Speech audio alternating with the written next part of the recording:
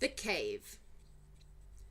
The giant ran on and on, but now a curious change took place in his way of running. He seemed to suddenly go into a higher gear. Faster and faster he went, and soon he was traveling at such a speed that the landscape became blurred. The wind stung Sophie's cheeks. It made her eyes water.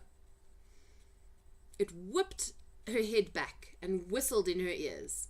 She could no longer feel the giant's feet touching the ground. She had a weird sensation they were flying. It was impossible to tell whether they were over land or sea. The giant had some sort of magic in his legs. The wind rushing against Sophie's face became so strong that she had to duck down again into the blanket to prevent her head from being blown away. Was it really possible that they were crossing oceans? It certainly felt that way to Sophie. She crouched in the blanket and listened to the howling of the wind. It went on for what seemed like hours. Then, all at once, the wind stopped its howling. The pace began to slow down. Sophie could feel the giant's feet pounding once again over the earth. She poked her head up out of the blanket to have a look. They were in a country of thick forests and rushing rivers.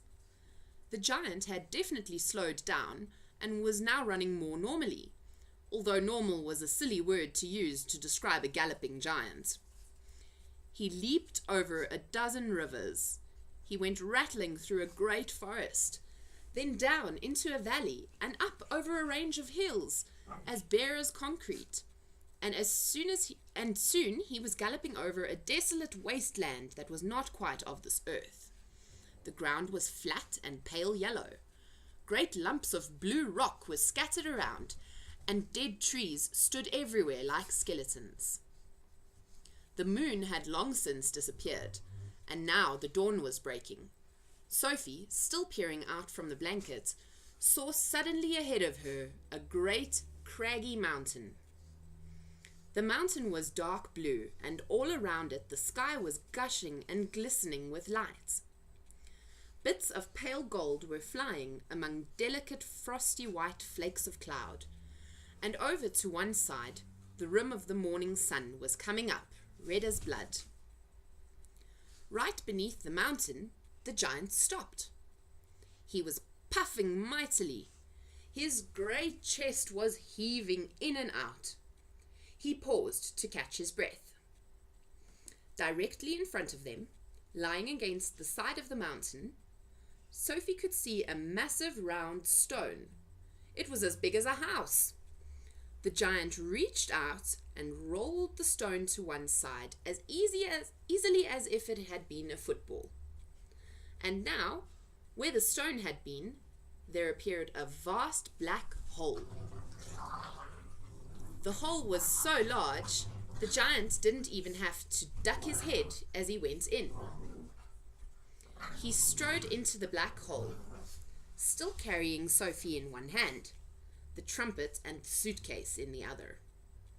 As soon as he was inside, he stopped and turned and rolled the great stone back into place so that the entrance to his secret cave was completely hidden from outside. Now that the entrance had been sealed up, there was not a glint of light inside the cave. All was black.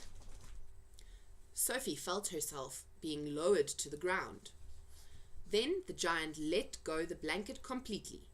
His footsteps moved away. Sophie sat there in the dark, shivering with fear. "He's getting ready to eat me," she told herself. "He will probably eat me raw, just as I am. Or perhaps he will boil me first. Or he'll have me fried. He will drop me like a rasher of bacon into some gigantic frying pan, sizzling with fat." A blaze of light suddenly lit up the whole place. Sophie blinked and stared. She saw an enormous cavern with a high, rocky roof.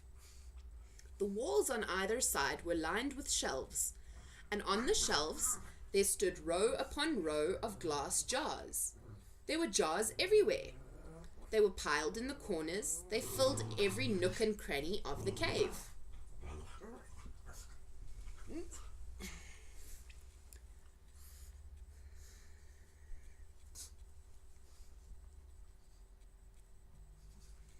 the middle of the floor, there was a table 12 feet high and a chair to match.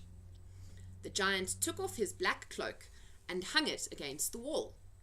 Sophie saw that under the cloak he was wearing a sort of collarless shirt and a dirty old leather waistcoat that didn't seem to have any buttons.